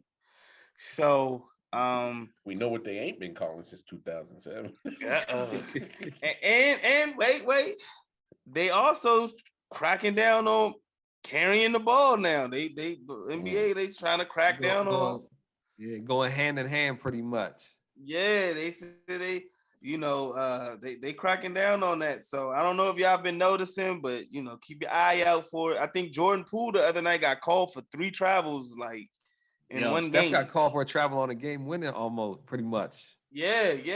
Like it's definitely cracking down on it. I mean, I think it's a lot of things going into this because it started to affect the young kids' game too, because these young kids seeing these NBA players doing all these shuffle steps, 3-4 steps joints. It's like, hey, what you mean? It can't be traveling. What are you doing over there? And like, it's messing up the game for the young cats because they're getting wild with it and tricky with it. This Euro step shit never existed back in my day. Like, what is this stuff? Like, I wish I had a Euro step back then. Like, I could have done a lot more on that court, man. It's Ginobili's fault, man. It's Ginobili's fault. Ginobili. Yeah, no bullshit, man.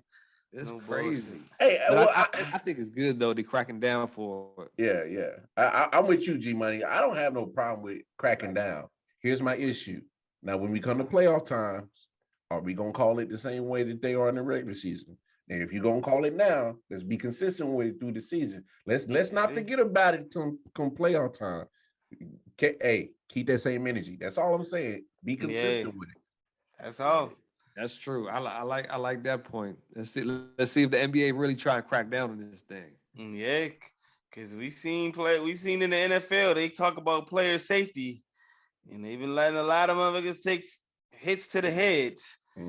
So we'll see. And speaking of the NFL, man, we've started week 14, but we can recap week 13.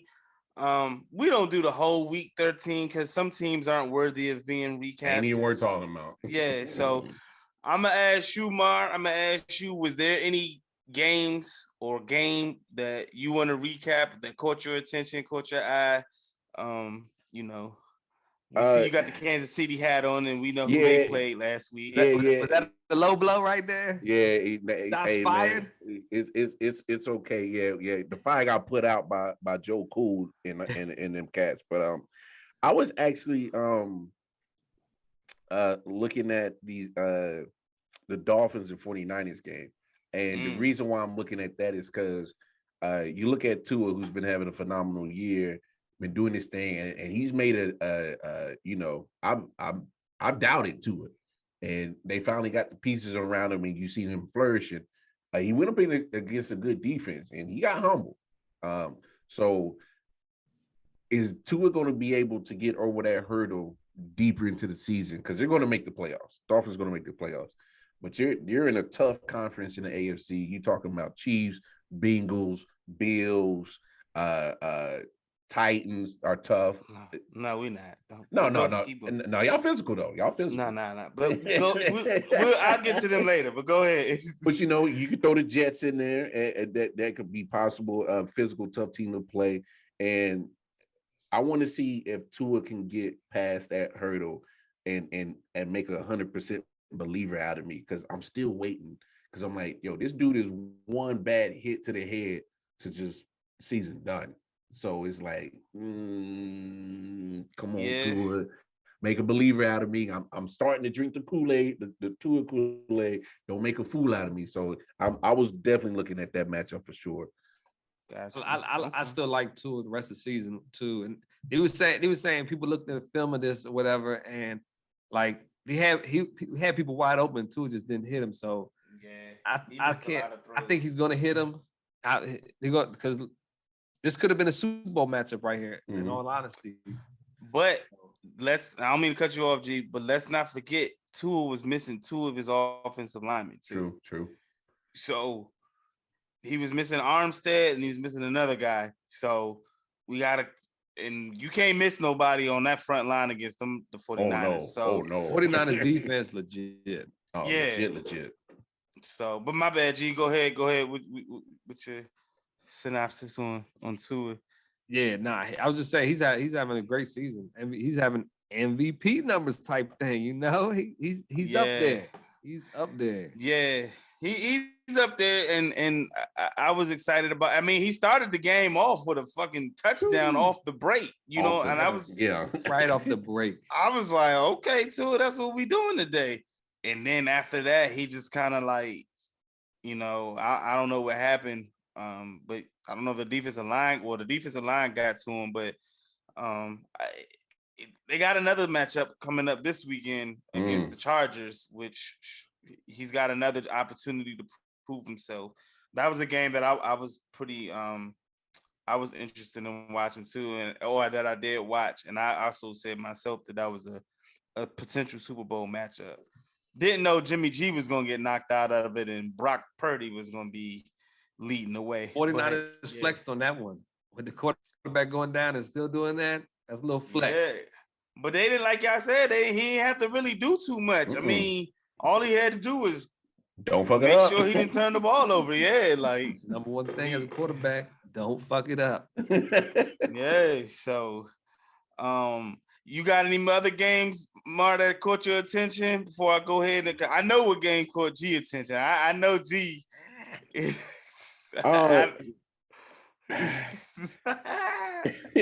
No, I want to say the Jets and Vikings because it's something about this Jets team, and I know they lost, and they kind of shot themselves in the foot. Made a couple of bad throws, and I know people are on Mike White and kind of down on them, but that team looks different with Mike White than they do with Zach Wilson. I think Zach Wilson's in trouble. Like I know they got him. They drafted. I know they drafted him high, but come on, man. Like, dude. And my partner, he's a Jets fan. He was like, yeah, but he went 5-2. But I'm like, Zach Wilson wasn't looking stellar, man. Like, and then he gets exposed twice by Belichick. With that happens a lot with young quarterbacks, but it's not my fault. Yeah, but that team's defense is a Super Bowl caliber defense. You're starting to see Garrett Wilson do his thing at wide receiver. So you get a couple more pieces to that offense, and like you got a legit team that can make a case to represent the AFC for real. And so I just feel like Zach Wilson's an anchor right now. So that team looks like they play better with Mike White. And Tyler Heineke effect over there. He's straight up. Yeah, man. Yeah, Heineke and they should have beat Minnesota. They had like 2 opportunities at the end of the game to beat Minnesota. Yeah. And Minnesota. I need Garrett Wilson to score a touchdown for me to hit some parlays, man. Yeah, I've been missing on these things. Yeah, but yo, I agree. Mike White, he was out there, and the Jets, they've always looked good on paper since the draft, and they've been putting in the works. Like you said, just don't turn it over. That's the same thing 49ers formula right now. Robert Saleh, ex-49er, they go with the same formula, you know. Still work. Hey, the Jets players even have Mike White shirts on. The shirts, yeah. That's crazy. So then that tells you everything. That tells you everything. They like, yo, man, this dude's Zach Wilson, man. He may be a motherfucker, but we ain't fucking with him. Man. Yeah, you and Elf hunters.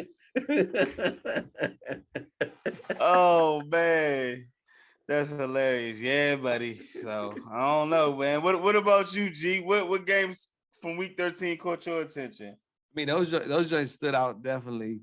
Hey, we throwing low blows out here. You know, how about AJ Brown coming back, visiting his old team, man? Yo, he been sunning D-backs this year, bro. Yeah, man. He did his thing, bro. I thought the Titans were gonna put up more of a fight, honestly. Jay. I did too. Y'all disappointed me. They disappointed me too. Oh. They disappointed me too. Oh, that shit was bad, man. But I'll let you go, and then I go. I throw my 2 cents in on about that. But yeah, that AJ Brown came back. I just thought something short and sweet out there. You know, 33 points in the fourth quarter. You know, the Cowboys doing work out there. That's 33 points in the fourth quarter outscores pretty much the entire NFL last week. So, like, hey, you better beat that JV team in Indianapolis, man. Man, no bullshit, man. That defense, man. I love our fucking defense. That's it. I love our defense. Micah Parsons is a monster, boy. Yeah, I had y'all defense in one of my fantasy leagues, and y'all got me. I think y'all scored a touchdown or some shit. So, we got at least one. He probably got one called back too. So he was killing out there. Yeah, man. Well, shit, I don't need to mention my 3 because all y'all mentioned all the good games. Of course, I was affected by the Tennessee game. Tennessee got blown out. AJ Brown, G fucking predicted it. AJ Brown's gonna put up big numbers, man, and the motherfucker went out there and fucking did his thing. Yo, that touchdown catch when homeboy was hugged up on him and the ball literally like dropped right in his hand. Man. It's just disrespectful. And then what made it even worse is that he would turn to the sideline and start talking shit. I said, man, talk that shit. Y'all should have paid him, man. That's what they get. And then, of course, it didn't make it even better that we fired our general manager like 2 or 3 days after that game, that performance. AJ Brown got that motherfucker fired. So Titans Twitter was fucking going crazy when the news broke. And they're like, if you think AJ Brown got John Robinson fired, then you're crazy. I'm like, he kind of did get him fired though. Like, I don't know what y'all watched, but we don't need you, AJ Brown. Yo, go to Philly. All right. Yeah, all right. So but just to keep it short and sweet, I think John Robinson, when he took over Tennessee, like we were in a bad position. He took us, he elevated us, you know what I'm saying? And it got stagnant. You know what I'm saying? I put it like this. Tennessee was that girl or that guy that was a 3. And John Robinson came and took it to a 7. And John Robinson, you know, Tennessee was like, oh yeah, I'm a 7. You know what I'm saying? Like I'm beating all the 5 teams and 4 teams. But then when they got to them 8, 9, 10 teams like Kansas City, Cincinnati, and Buffalo, they was like, oh shit, I'm really still a 7. You know what I'm saying? Like I'm still just a 7. I'm not really an 8. Yeah, so it's like, and that's what happened. They just stood stagnant. You know what I'm saying? Philly was already loaded. You know, they had 10. You know what I'm saying? And we is 7, so it's like, oh shit. Like I gotta go back and figure out how I can be upgraded to an 8 to a 9 and firing John Robinson. It had to happen, unfortunately. So, but shout out to John Robinson for making it happen. But Tennessee, that's why when you said Tennessee is tough, Tennessee is a 7 right now. They are 6 or 7. They gotta find themselves right now. Hey. We got Jacksonville this week, so It's gonna be an interesting game. Hey, Yeah. Tennessee that 7 with a big butt in the gut. yeah, like that's what Tennessee is, right? You're like, oh yeah, like she jive fat, but but them motherfuckers over there, them Cincinnati, oh yeah, them motherfuckers is right. So yeah, that's Tennessee. We got Jacksonville. Jacksonville tough, like they low key tough. And I tell you say Tennessee's that chick. You go back with her, and she there comes some butt implants that just fall off her type of thing. Nah, we ain't that bad, G. Damn, that's like the Lions, man. Why you do that to us? You saying we ain't got no BBL? We just the 7, man. We just got upgraded. We got a Nissan Altima. You know what I'm saying? Went from a bus pass to an Altima, man. No disrespect to anybody driving an Altima, but you know we y'all upgraded. registered nurse. Yeah, RN. Yeah. I got an Apple Watch. I got a Starbucks card. Yeah, got a little, little dunks and shit. You know what I'm saying? So yeah, got Tennessee. Got 5 kids and 3 baby daddies. Yeah, we ain't that bad. That's San Diego. That's the Chargers or the Raiders. Yo. So, but yeah, man. So random right now, but if you're watching, Rams just Baker Mayfield just came down for the game-winning touchdown. I just saw it, G Money. This is fucking crazy. That's how. And it's 9 seconds left on the clock. he just signed him two days ago, so I had to bring that up. This makes me happy. Raiders doing Raiders shit, bro. Oh my god. The Raiders, they the ones with the BBLs and the ass falling off. That's the Raiders, bro. That's them right there. Raiders that one. You go back to the joint, be like, "Hey, what's up?" Like, oh yeah, that's the wrong voice. I didn't want to hear that. Gotta check for the Adam's apple, bro. Yeah, man. That them the Raiders, man. Raiders doing Raiders shit. That's funny. Oh my god. The fact that it's Baker Mayfield and the fact that he literally just joined the team 2 days ago makes that much worse, bro. That's funny. Can't explain it. And since we talking about the Rams and Raiders, obviously it's week 14. Is there any matchups that y'all are looking forward to in the week 14 schedule? Man, I got a couple joints I like and for betting reasons, I like the Vikings over the Lions. Lions is favored in this game to get the 2 points. And the Vikings just beat the Jets, who ain't no slouch defensive wise. Lions defense ain't it. The Lions defense is not it. So I think Jefferson going nuts this weekend. So Justin Jefferson about to do work, and I Vikings gonna take it to the Lions. I mean, it's in conference, so it's gonna be a little tougher, but that's one matchup I like a lot. Yeah, I think that's a dope matchup. I'm also looking at, of course, Dolphins Chargers as well. Yes. Obviously, the backstory. Tua got picked over Justin Herbert, so now you get to see those two do battle.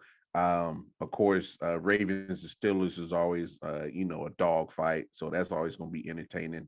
Let's see if the Jets can get the sweep over Buffalo Bills. I'm looking at that as well.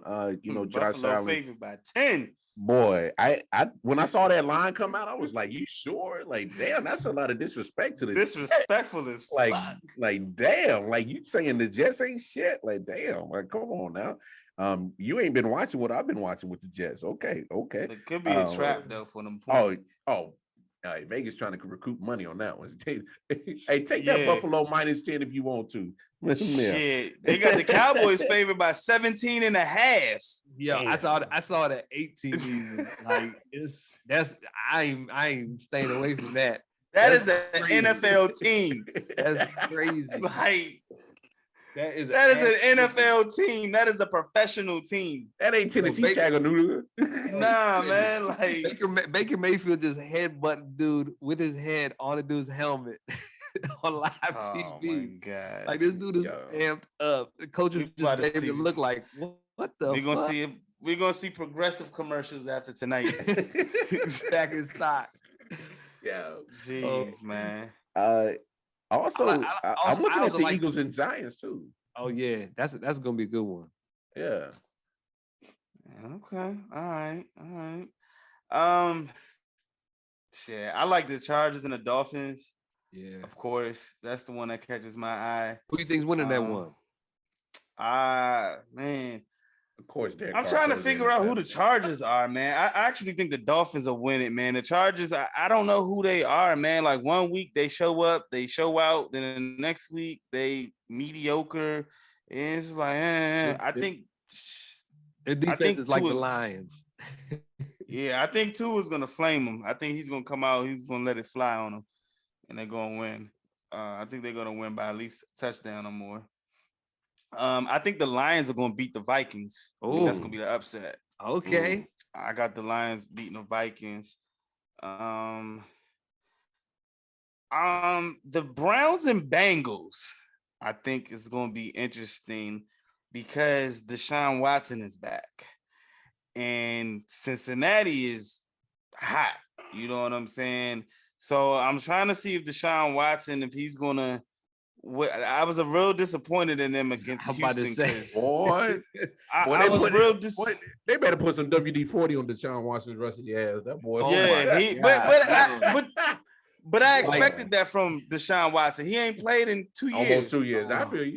You right. Oh, I don't care how long you ain't played for as a quarterback like that, yo. In that caliber, what you getting paid? You better been practicing like shit and staying loose like a mug out there, because see.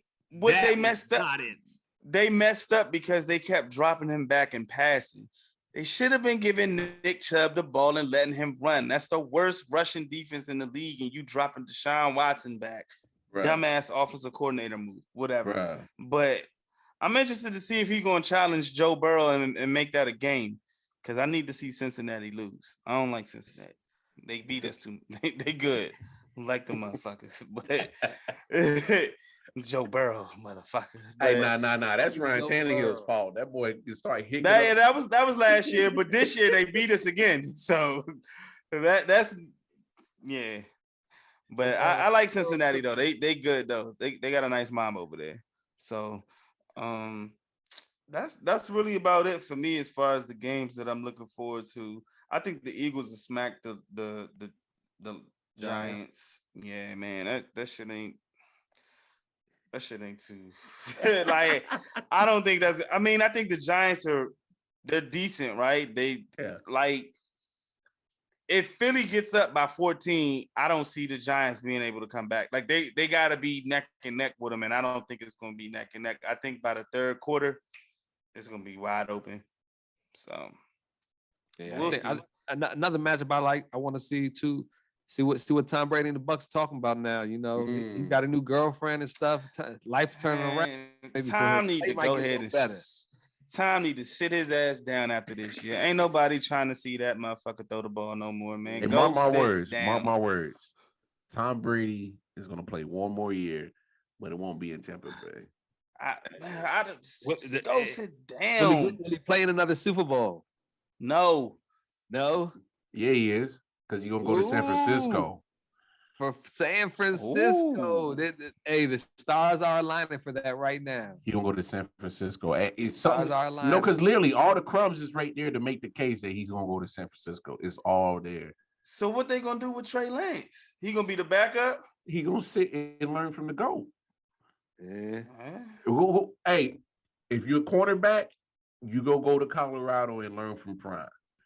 You want to learn how to win and play the system and just do your job as a quarterback, you go follow Tom Brady, who's been the ultimate system quarterback in NFL history.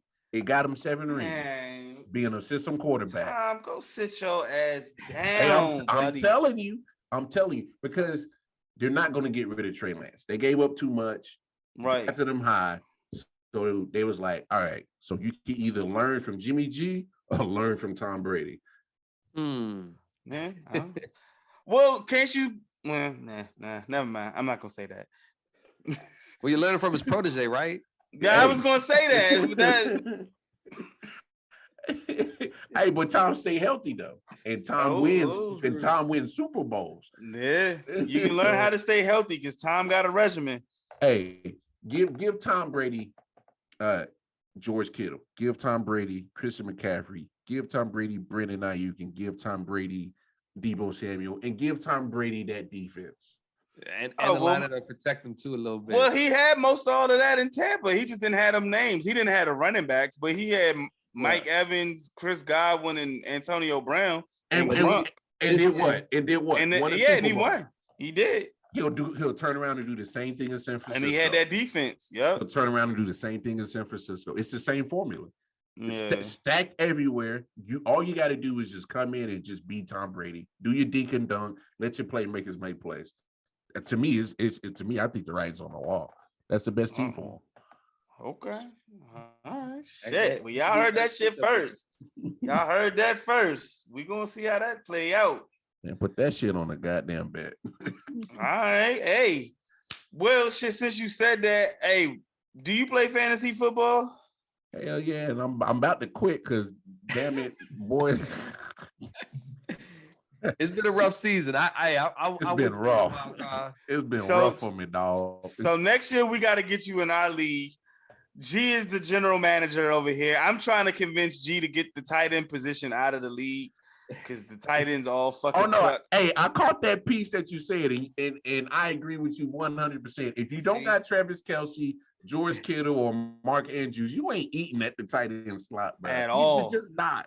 You ain't at all. You be happy to get 5 points from a tight end, bro. And G got 2 of them on his team. He got I got 3 of them. But that's why. Hey, that's another reason why I'm having a rough year. I had to pick up 3 of these guys just because my team's been some boo boo and shit. Man. G, man, you got any tips for us, man? We going in. Well, some of us are going into the playoffs. I'm not going into playoffs in our league because I lost last week to Shantae. God damn it. Yeah, you got to up there. You got an outside shot. You got like a 5% chance. I got a 3% chance. It said somehow. So my team put up 142 points. That should be enough to win. That's a dub in every league, bro. Her team put up 158. Do you want to know who she had? I'm gonna just tell you 3 names: AJ Brown and Deontay Smith. She had AJ Brown, Jalen Hurts, goddamn DJ Metcalf from DK Metcalf. Yeah, she burned you, bro. And what's my man Josh Jacobs, the running back from Vegas. Oh yeah, he's been balling, bro. Straight dookie on you, dog. Yeah, man. She put up 158, man. So she clipped me, yeah, bro. Tell me about it. 142, that's like 99.9% winning probability. She had that 0.1% on that week, dog. Yeah, and the two players that didn't show up for me were Derrick Henry and Nick Chubb. Those are the only 2 players that didn't score double digits on my team. Damn. Yeah, we the expected ones to do that. Sorry, motherfuckers. Yeah. Hey, just imagine how I feel when I thought Terry McLaurin had a bad matchup against the Giants defense because they weren't allowing wide receivers fantasy points, so I benched them and the motherfucker go off. Yeah. No, bro, that's been me all season. That's what I'm like, bro. Yeah. But next year I'm gonna get y'all in our ILW Sports Pick'em because we do just a straight Pick'em games every week. Okay. And this year we giving away. Well, this is the 3rd year we done it, and this is the 2nd year we give away like a title championship belt. And this year we're giving away $200. So next year, if more people jump and more people join, the pot might get a little bit bigger, and you still walk away with the championship belt. So, I'm gonna get all y'all fellas in on that shit next year for sure. Hey, I'm definitely down for that, and we gonna have an opening in our fantasy league because last place gets kicked out every year. Hey, G cold blooded, man. Hey, you a cold blooded general manager, bro. God damn. We keep it lively out there. We got a spot for you guaranteed. Actually, G straight goddamn Vince McMahon over there. You're fire. Yeah. Hey, Ma, and for real, it was looking like one of us was gonna be out at some points. It was like, ooh, shit. If it wasn't for this other person, man, we might be. Thank God we got a teenager in this drink, man. So, hey G, what you gonna do if you in last place? You gotta bump out. You gonna still bump out? Hey, we going to 14 teams then. Shit. Hey, she's like, nah, expansion, son. Yeah. Nah, we gotta I'm change the that new shit. expansion team. We the out of country expansion team. No bullshit, man. Hey, man. Well, G, do you got any fantasy tips for those of us that are going into the playoffs? You know what I'm saying? You got anybody that's on the waiver wire? Any tips going into the playoffs, man? Well, I'm gonna be real with all y'all right now. If you're searching for players to pick up in week 13, you probably don't need advice because you might not be making the playoffs already. I'm just saying. I'm keeping it real. That's facts. And don't take advice from me because I ain't making the playoffs. So well, it's crazy. I'm in the playoffs in 2 of my other leagues, but in our league, I'm not in it. I got this outside shot, but we'll see. Hey, some players if you ain't got them, you want to get them. It's Zonovan Knight from the Jets. It's too late to probably get him. Another kid, he might be out there still. James Cook of Buffalo. He just got the most usage all season last week with Buffalo. And if he got a running back that's going to do work, like Singletary came out in the last like 4 or 5 games of last season and just touchdown leader for those 4 or 5 weeks, and he won championships for folks. So like if James Cook is the one getting those touchdowns for Buffalo, he could be a game changer for you come playoff time. A quarterback, if you're searching for a quarterback, Mariota just got benched. Desmond Ridder. Oh yeah. Sure So did. hey, we can see what he does. If Ridder can run, which he can, that works out great because Mariota's been a fantasy gold out that joint for getting him for nothing, and he can easily do the same rushing yards as Mariota. And True. Tight end right now. Kid from Denver, Greg Dulcich. Cortland Sutton probably out again this week. And the coach said, Hackett. I mean, I don't know how much you believe in this guy, whatever. The Broncos ain't good, but he said he's lined up as a wide receiver pretty much. So you got a tight end wide receiver. Take that take out because that offense for Denver, they don't even actually. Don't I even got pick up that tight nothing end for Denver. Hey, he went off last week. I got that tight end. Who's his quarterback? But I will say this: he will throw it to him though. Yep. He will throw it to him. I picked him up in the league, and for the most, he was consistent for about 4 or 5 weeks, and then he kind of went on like a 2 or 3 week dry spell, and then he came back.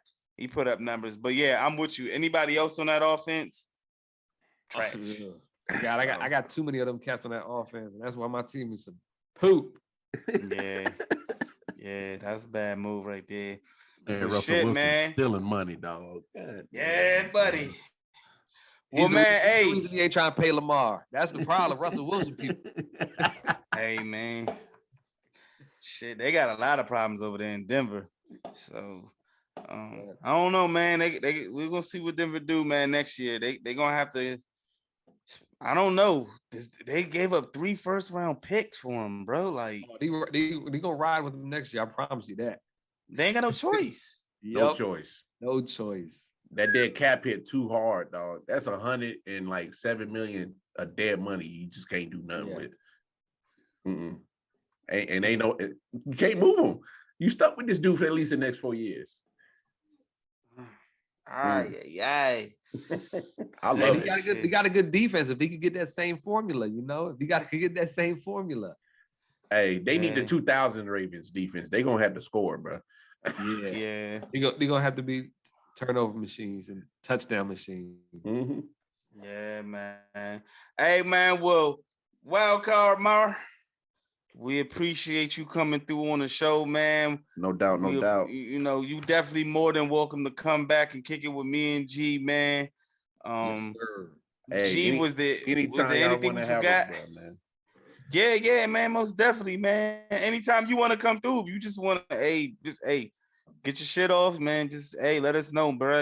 You more than welcome to, man. No doubt, no doubt. Vice versa, y'all can always come on the show. As always, hey, by the time this airs Monday, hey, we gonna get it popping. Double J gonna come through, and we gonna keep this this collab going between these great sports podcasts. So yeah. Hey, I guarantee you, I'm gonna let you know right now, Wild Card. You know, you get Jay on that podcast, you're gonna have a 15 minutes dedicated section to Titans, the Tennessee Titans. Talk about. Nah, I'm telling you like this. We already know who they are.